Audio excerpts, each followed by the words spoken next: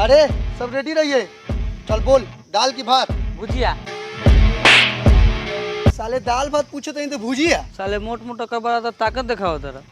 घर में दम बनू तो हमारे फुआ के बेटा से लड़ ली है। अरे साला सर चले आइले कि लड़े आइले सर? दाल ना तो भात बोल दही, भुजिया बोलल जरूरी बा साला। ए पहलवान कौन को पी सब कोना होतो?